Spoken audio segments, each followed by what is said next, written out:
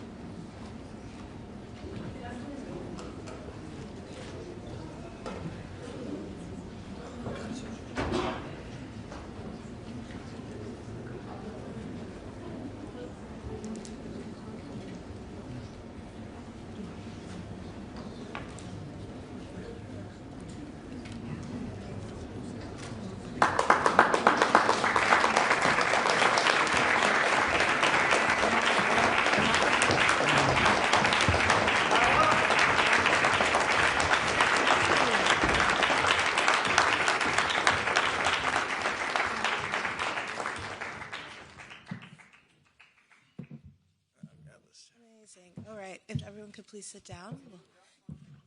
Okay, last photo. Thank you. Thank you. Please sit down. Thank you, photographers.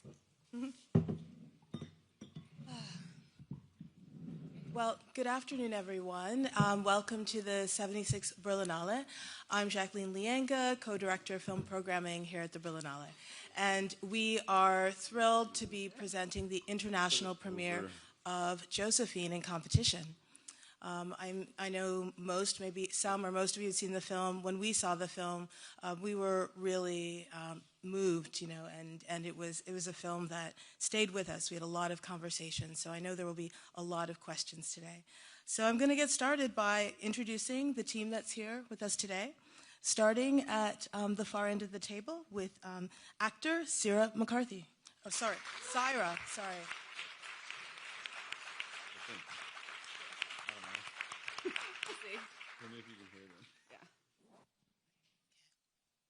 And next to Syra McCarthy, we have actor Philip Ettinger.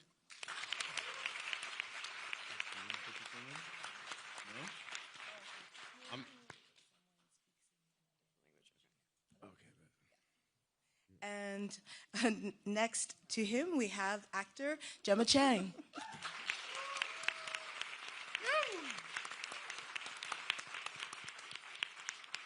And next to her, we have actor Channing Tatum.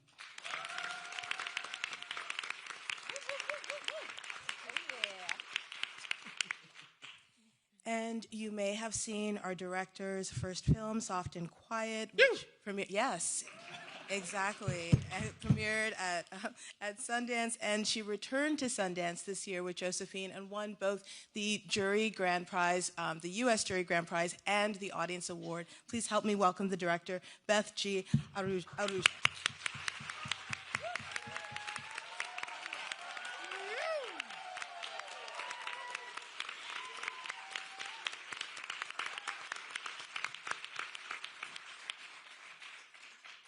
Well, I'll start with a question that I'm sure you've been asked, but I would love for you to talk to us about, Beth, the origins of the story, the genesis of the story. I understand it's very personal to you.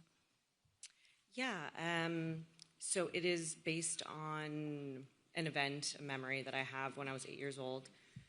My father and I interrupted a sexual assault in Golden Gate Park in San Francisco. And I just wanted to take the hypervigilance I was left with after that day and explore it through the eyes of an 8-year-old girl the whole time. Kind of exploring both the intersection of unreasonable hypervigilance and reasonable fear that we have walking through the world. So that was the birth of Josephine. And I guess in terms of deciding to make the film now, what did you feel now as opposed to 5 years ago or as your first film? Oh, I've been trying for 12 years. Yeah, exactly. Yeah. It was supposed to be my first feature. I was at the Sundance Directors Lab with it, and it has to be your first feature film that you go to the labs with. However, given the subject matter, it was incredibly challenging to piece together. And so I think, and Gemma was attached to it then, and then I shot Soft and Quiet, and I was lucky enough to then meet this wonderful human who signed on, and then we could go make the movie. So that's why it took 12 years. We'll start with questions. Yes. Yeah, hello to everybody. My name is Mark Karapetya. I'm founder and publisher of culture magazine Spirit, the Smile and the Storm. You really touched my heart, and this film is a masterpiece. For me, the best film of Berlinale 2026, and I watched many. I mean, honest. But before I ask a question about Josephine, I have the chance also to talk to Channing, and I just want to say I love your film, Dog. And you inspired me. I will write a book about my Siberian Wolfdog husky, Felix. Yeah, it's true, but it's a tragic story too. So aren't dogs the better human beings? And my question, this is a question to Channing and to all of you on stage. Great lines in the film. Fear is not a real thing, I remember. How can we help these traumatized children? Do you have an idea? Yeah, to all of you. The question goes. Sorry, I just want to clarify the question. How do we dramatize children in film? How do we help? How do we traumatize? How do we help? How do you help? How do we deal with their... How can we help them? Okay.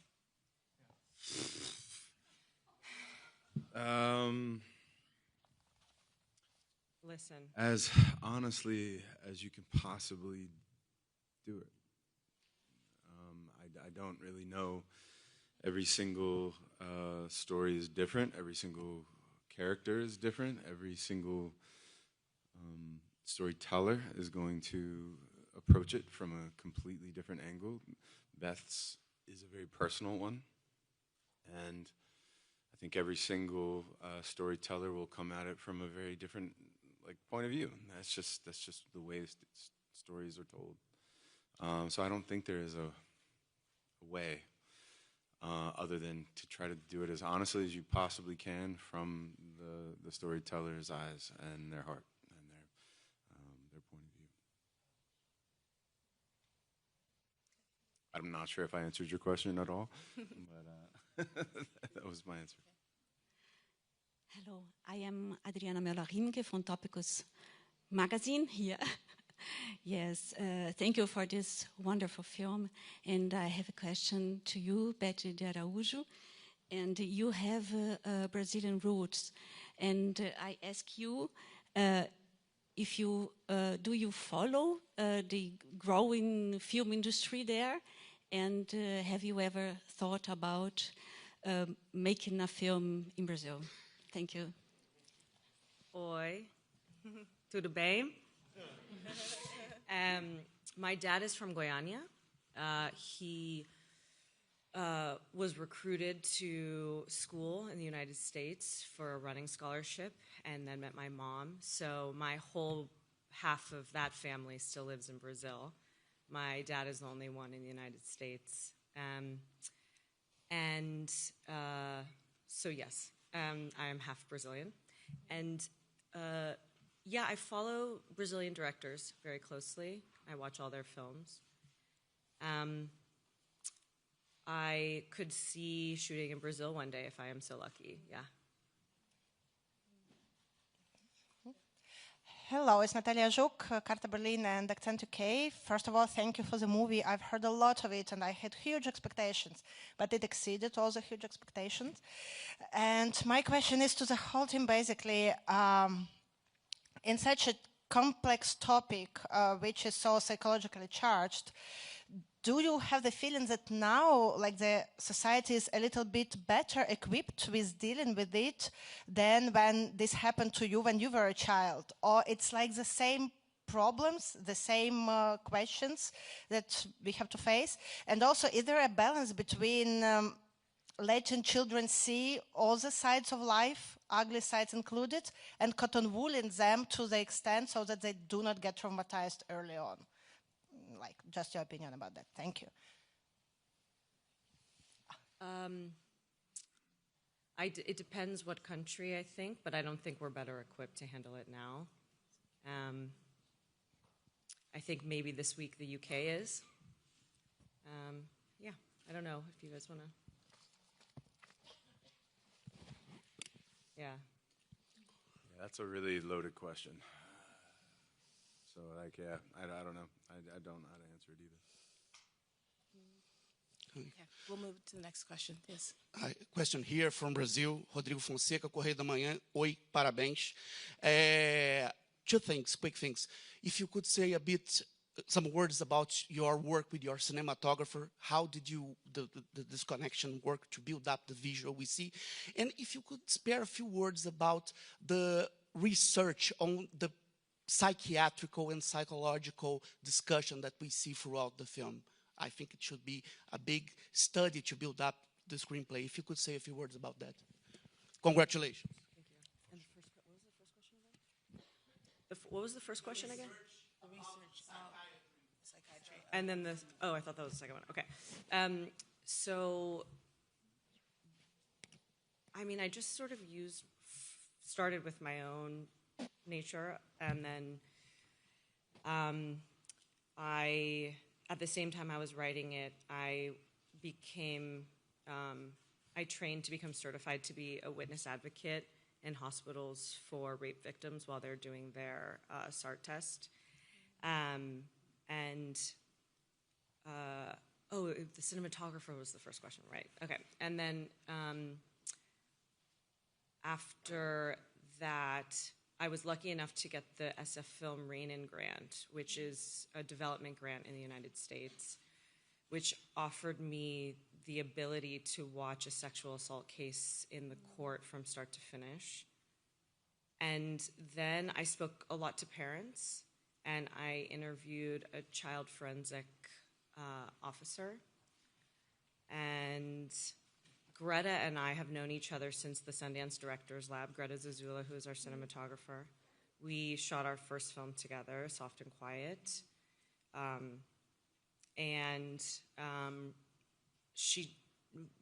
She's a woman of very few words, and her images are very powerful. And she just has to show you what she means. And we have like a deep mutual respect for each other's commitment to the work, and I think she's brilliant. Yeah. Hello, it's Yannis Raouzes from Athens, Greece. It was a remarkable film, and almost in the last day of the festival, eh? Great, great. Thank you all. I have to address a question to Mr. Tatum and another one to Ms. Araújo.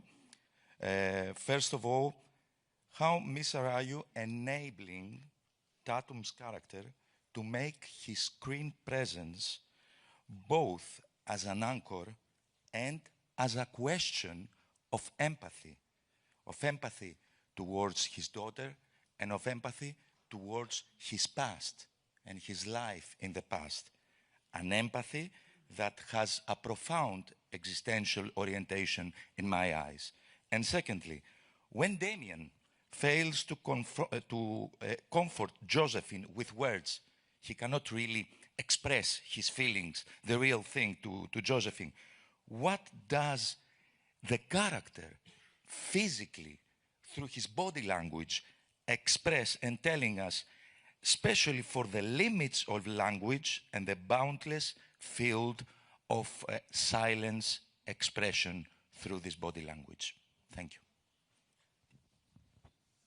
I'll let Channing talk a lot about it, but I mean, I think our conversations early on, and because Channing has a daughter as well, you know, just it was, Damien is always coming from a place of deep, deep love and deep, deep protection in his own ways, based on how he survived. And I'll let him speak on how he thought about Damien a little bit more. You're nailing it. Yeah, I have a 12-year-old. I was a 12-year-old at some point in my life as well, and thankfully I didn't have this event happen in my 12-year-old self. But I remember like my daughter when she was in preschool. I got called to school because my daughter got into a fight, and I remember being like, oh, no, like yeah, and I drove up, pulled up to school, and as I pulled in, the principal was actually like walking by, and I get out of the car, and she's like, hey, just want to tell you, I'm proud of Evie, my daughter. My daughter's name's Evie. I'm proud of Evie. I can't say that in there because we're not allowed, you know, we can't have fighting at the school, but she was sticking up for her friend, and she did tell the teacher. Apparently there was a boy that kept, you know, being very physical with them, and she told the teacher scolded the boy, and then eventually, like, the boy did something to her best friend. And then she spider monkey cackled this kid to the ground and bit his ear. and I'm in the office like, fuck yeah, like yeah. Then what happened? Like, because I took her right to get ice cream right afterwards, because I was just like, I promise you, like that conversation that I had with Josephine underneath the bridge is a conversation that I've had with my daughter. You will never be in trouble with me if you protect yourself. If someone is doing something that you are asking them not to do and they don't listen, you have full right to protect yourself, and I will back you forever. And don't fuck with my daughter, because she listened, and then I promise you, like, yeah, she just doesn't suffer fools. And I don't know if that answers any of the question that you asked, but I don't know what the right answers are for raising children. I just have a daughter. I don't have a son. I thank God, actually, I didn't have a son first, because I don't think I'd have done it as well. I think my daughter's taught me so much softness and also so much like vulnerability that it's actually kind of scary and wild. And I got to explore the other version of this, which was like, I think Damien was like a very mix between myself and my own dad. And you know, I grew up at a different time, which was very different. So I'm not going to keep rambling, so sorry. Okay, yes. Hello, I have a question for the director. Well, as a law student, this must be the best and most impressive court scenes I've ever seen. And I want to know, how does the experience of being a witness influence your life value, and how do you organize the lens adjustment and perspective of children when on the court?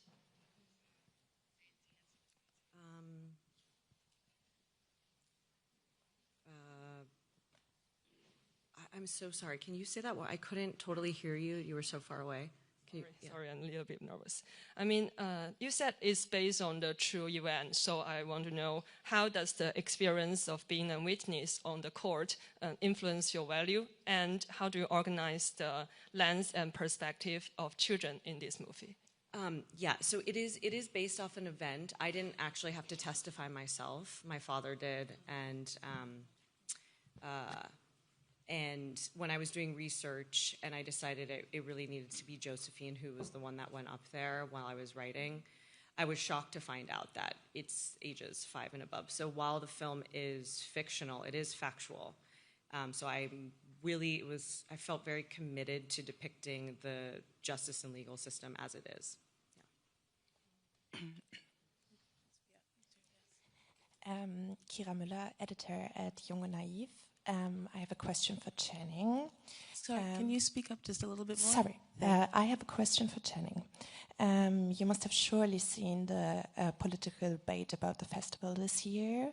Have you considered signing the open letter by Hollywood artists who have criticized the festival for what they feel is a silencing campaign when it comes to solidarity with Palestine?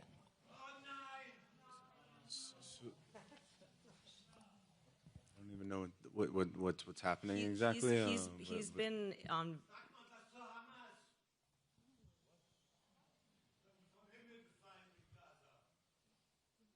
Oh, I think I didn't hear very much of what you said, but now I think I do. Okay, thank you for your question, and we're happy to discuss with you afterwards. But I think we'll move to another question. I'm the next one. Okay, thank you. Hello, I'm press from Mexico, Brazil and Mexico. We are very close, but my first question is for you, Beth, and how could you work with that child? What was the challenge for you being part of this story and to guide a child? Or what the specific challenge for you with that little girl? And a question for the bad guy. And what was for you being and performing the really bad in the story? How could you manage that? Phil, you go first. I'll go. You want me to go first? Yeah, go ahead. Well, unfortunately, this story is personal to me, as maybe a lot of people in this room.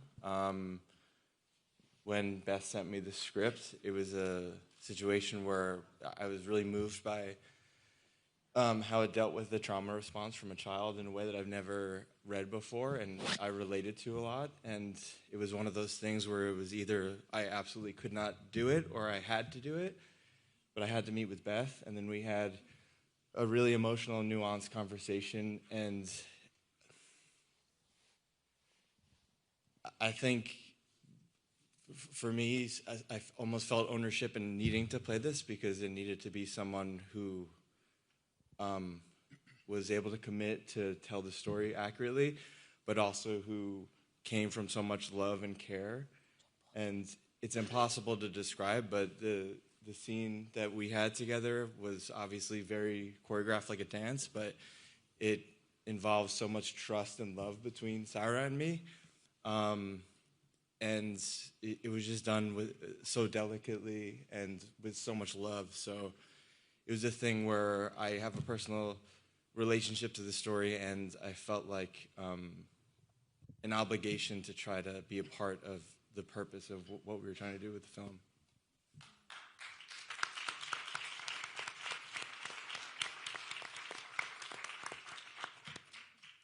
A big part of that, Beth, too, is also how you make the invisible visible in this film. And can you talk about that in terms of when you were writing the script and as you shot it and thought about the visual language of her trauma? Yeah, I was really, instead of using flashbacks, I really wanted it to be present because I felt like the looming sort of visualization of him, a threat, would feel more just visceral for the audience, and I hope that was what happened. Yeah, working with Mason was not a challenge. She was a gift. She's an incredibly talented actor who is so emotionally and intellectually intelligent beyond her years. So because she had never acted before, it was basic things we had to do, which was hit your mark, don't look at the camera. And there was just talking about computing feelings to scenes. So the scene where she says it's not fair and she punches her dad in the arm, I said, well, when was the time when you felt the most frustrated and that something was unfair? And she said, my sister drew over my drawing last week and it really upset me. And to her, you know, that's a real feeling. She loved her drawing and her art was ruined. And so I said, okay, think about it when you're doing the scene. And so that's what we did. And then I think, I mean, more than anyone, I think Channing was really trying to then, between scenes, keep it very light for her. And us just trying to keep it like it was an overall very fun experience, even though the material and like the emotions were really challenging. Yeah. And she gives a really, really brilliant performance. How did you find her? This is her first role. Yeah. Yes. Can you? So I was in San Francisco, and there's a farmer's market that my parents go to every Sunday in San Francisco, and so I went there. I kind of had a feeling she would be there. It's a predominantly Chinese American neighborhood, and so you can find a lot of half Asian, half Caucasian children. And so I saw her running across the market to go buy her mom dates, and so I brought a flyer to her mom and kind of explained, you know, when you say you're looking for someone to play the daughter of Channing Tatum and Gemma Chan at a farmer's market in San Francisco, they don't really believe you at first. So I just said, here is the information, please look it up. Please reach out to our casting directors if you're interested in having your daughter audition, if she's interested in it. And we went through 3 rounds of auditions, and I would say Mason was always the choice. And I just sort of made sure, and I did my due diligence, yeah.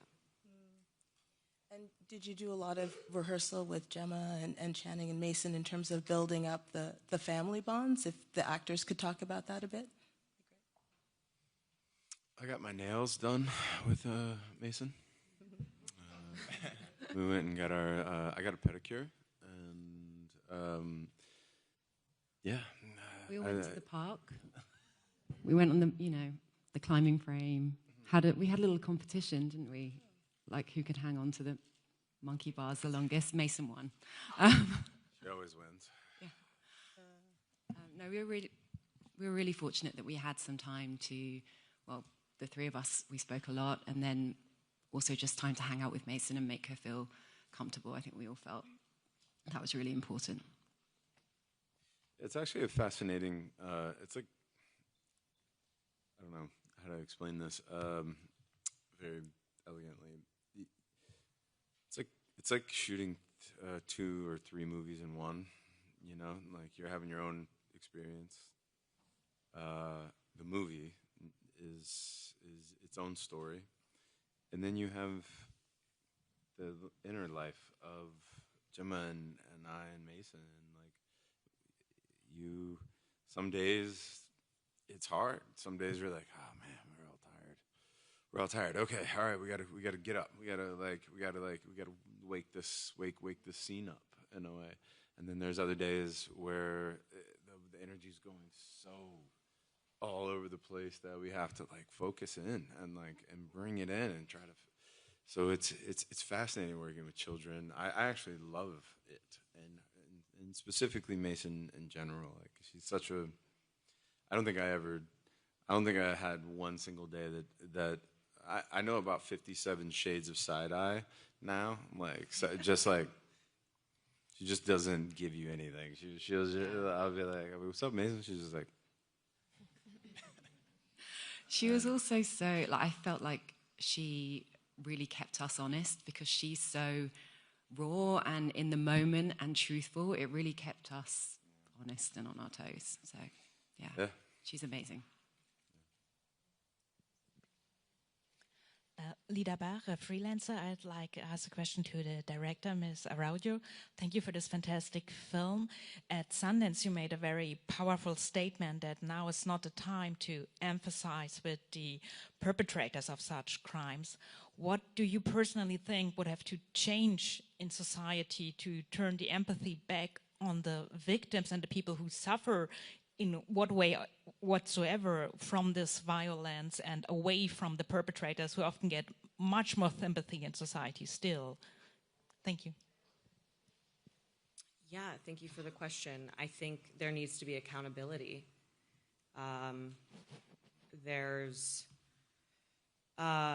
It is very, it creates more silence, I think. I'm not even speaking as a director right now, just like a concerned human being. I think it creates more silence, more shame, and leaving survivors to have to heal completely on their own. The less accountability that there is towards the perpetrators, the pedophiles and the rapists. And the shame needs to be on them. And we have to find a way to make holding accountable more possible. Hello, Catalina Eneonea, Romanian magazine Conștiința. A question for Channing.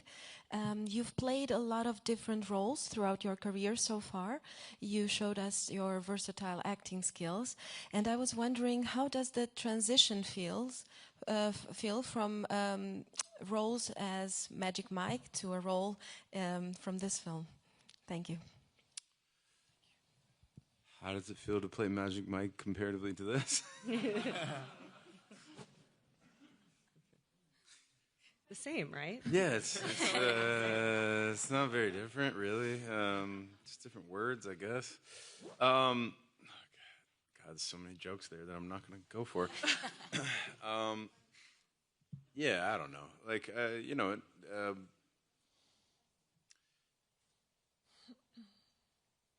I just wanted to work with Beth, to be totally honest. Like, I mean it.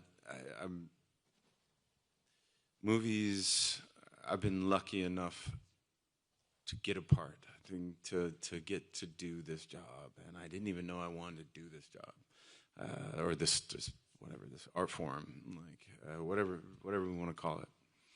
And I saw Beth's first movie, and I just was like, I just want to work with this person. I don't really look at movies as things that I how do I explain this? That I like, oh, I get to do this here, I get to do that there.